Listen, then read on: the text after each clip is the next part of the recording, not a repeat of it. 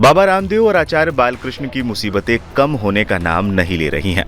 पतंजलि भ्रामक विज्ञापन मामले में 15 अप्रैल को सुप्रीम कोर्ट में सुनवाई हुई और एक बार फिर बाबा रामदेव और आचार्य बालकृष्ण को माफी नहीं मिली। जस्टिस हिमा कोहली और जस्टिस अमानतुल्लाह की बेंच ने सुनवाई की थी। रामदेव और पतंजलि आयुर्वेद लिमिटेड के प्रबंध निदेशक बालकृष्ण ने मंगलवार को कोर्ट में सुनवाई के दौरान एक बार फिर माफी मांगी थी, लेकिन जस्टिस हिमा कोहली और जस्टिस अमानतुल्लाह की बेंच ने कहा आपसे सार्वजनिक माफी की मांग की गई थी।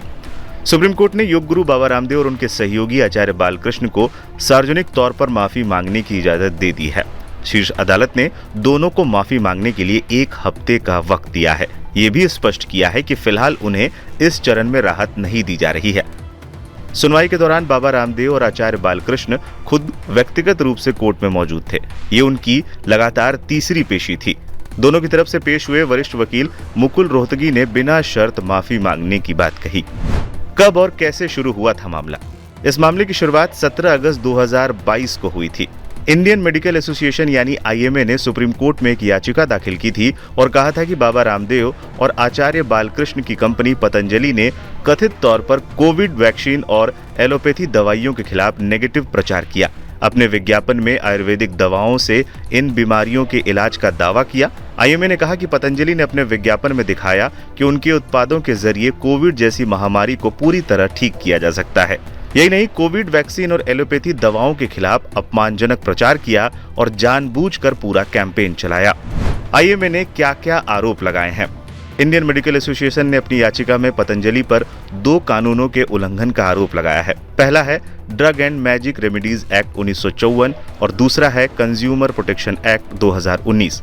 औषधि और जादुई उपचार अधिनियम 1954 में साफ साफ कहा गया है कि जब तक साइंटिफिक तौर पर यह साबित नहीं हो जाता कि किसी दवा से किसी खास बीमारी को पूरी तरह ठीक किया जा सकता है, तब तक उसके बारे में प्रचार और भ्रामक दावा करना कानूनन गलत है।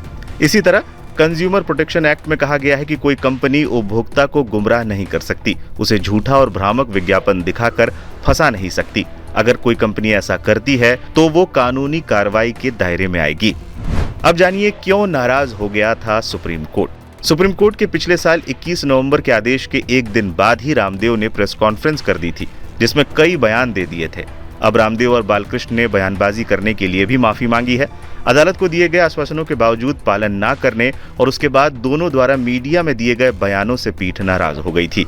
बाद में कोर्ट ने नोटिस जारी करते हुए ये बताने के लिए कहा था क्यों न उनके खिलाफ अवमानना की कार्रवाई शुरू की जाए। इस मामले में जिस तरह से सुप्रीम कोर्ट में सुनवाई हुई और कोर्ट ने जिस तरह का सख्त रुख अपनाया हुआ है, कई जानकारों का मानना है कि बाबा सिर्फ माफी मांगकर बचने वाले नहीं हैं।